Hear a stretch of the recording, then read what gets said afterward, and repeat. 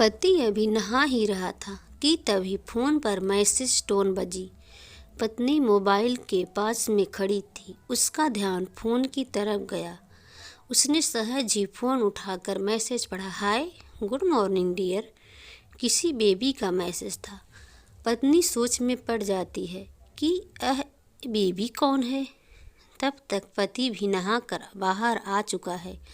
पत्नी उसे किसी बेबी का मैसेज आया है बताती है। पति मुस्कुरा देता है। फ़ोन उठाकर उस मैसेज का रिप्लाई करता है, hi baby, how are you, और अपने काम में लग जाता है। यह रिप्लाई को भी पढ़ती है।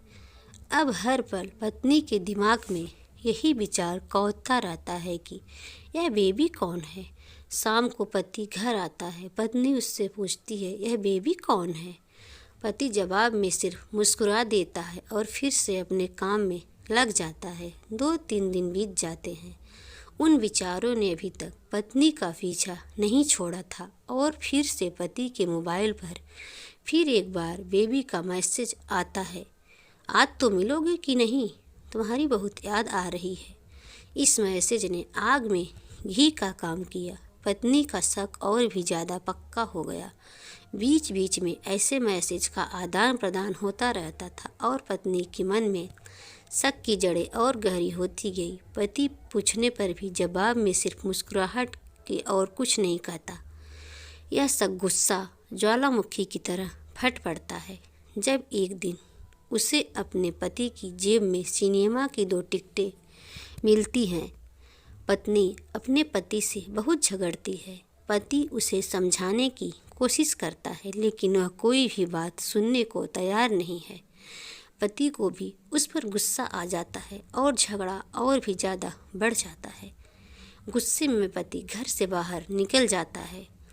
पत्नी का गुस्सा पति से कई गुना ज़्यादा है।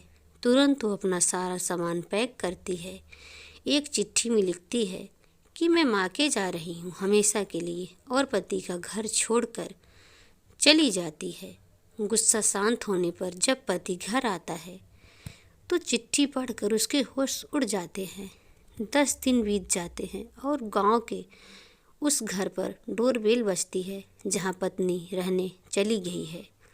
पत्नी दरवाज़ा खोलती है। दरवाजे पर 10 साल की एक छोटी बच्ची हाथों में चिट्ठी लिए खड़ी है। वह पत्नी को वह चिट्ठी देती है। बच्ची वह चिट्ठी लेकर पत्नी चिट्ठी खोलकर पढ़ती है, डियर वाइफ, जिस बेबी की वजह से हम दोनों में इतने झगड़े हुए और तुम हमारा घर छोड़कर यहाँ चली आई, वह बच्ची जो अभी तुम्हारे सामने खड़ी है वह वही बेबी है। अनाथ आश्रम की एक प्यारी बच्ची। इसी के साथ में बातें करता था, सिनेमा जाता था। पहली बार जब तुमने बेबी के बारे में पूछा था तो मैंने जानबूझकर तुम्हें नहीं बताया था। सोचा था थोड़ा मजाक करता हूँ, देखता हूँ तुम कैसे रिएक्ट करती हो, लेकिन मैंने यह कभी नहीं सोचा था तुम्हारा शक इतना बढ़ जाएगा कि तुम घर छोड़कर ही चली जाओगी। हाँ, सबसे ज़रूरी बात यह है, ये बेबी है वह किसी और की नहीं बल्कि तुम्हारी ही बेटी है। रुको, अपने आप को संभालो और आगे की बात ध्यान से पढ़ो। हमारे शादी के 2 साल पहले की यह बात है। तुम अपने कॉलेज में लास्ट ईयर में थी। तुम्हारे प्रोफेशनल में नोट्स लेने के बहाने तुम्हें बुलाया और तुम्हें चाय में नशीली दवा खिलाकर ना करने वाला काम किया। इससे तुम्हारी कोई गलती नहीं थी, लेकिन कुदरत ने अपना काम किया और तुम्हारे पेट में इस बेबी को डाल दिया। काफ़ी प्रयास करने पर भी अबार्शन नहीं हुआ तो तुम्हारे घर वालों ने समाज के डर से तुम्हें 6 महीने तक घर में ही रखा। तुम्हारे पिताजी खुद एक डॉक्टर थे, इसलिए यह बिन मांगा बच्चा बड़ी आसानी से बिना किसी को कानों कान खबर हुए इस दुनिया में आया।